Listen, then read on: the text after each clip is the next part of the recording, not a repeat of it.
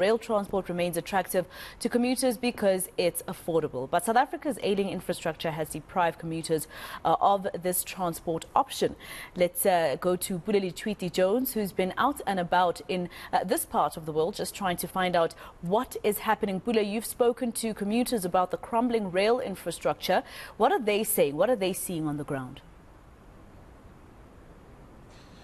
Look, Masiko, they're quite devastated, of course, and frustrated because they've had to now look at alternative modes of transport like e-hailing services and, of course, the train, amongst others. So this, of course, is quite frustrating for them. I spoke to them and they raised numerous, issues which are quite understandable, including safety reasons and to say that the infrastructure of the PRASA railway network, of course, was also, dilapidated. We got a sense when we got to see one of the stations in Germiston, in Ekurhuleni, which, of course, was decaying and it was a state of rot.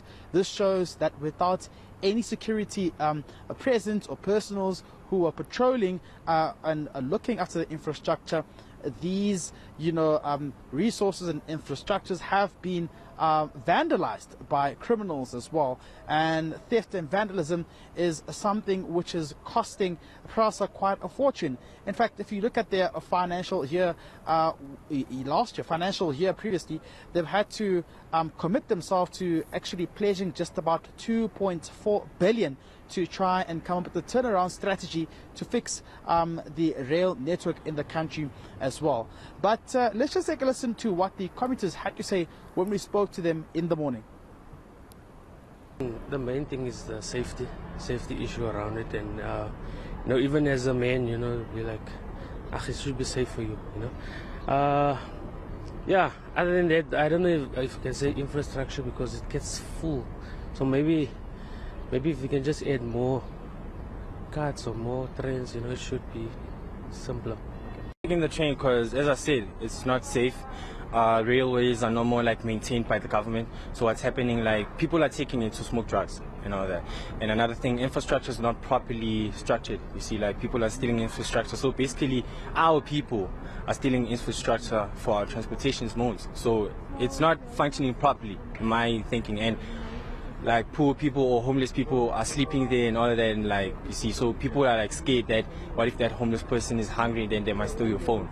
You see, some of us have Okay, they're bringing new trains into this country. They bring them in, the president introduces them, they do everything like that. They say, here we are, we've got everything coming like that. Where's it working? Where's it working? Where's the Metro Rail working here? Huh? Here in Praza, for example, here in Park Station, Johannesburg, there's no water in this place. So when people come here from buses from all over South Africa, whatever, they can't use a bathroom, there's no water, there's no sanitation. Is this what the infrastructure is? But then they come and they say, no, we've got everything's working with Metro Rail. Where? Where's Metro Rail working? Where? In the Western Cape where I'm from, there's no cable. So all those trains that the government introduced and said beautiful trains, they're not working.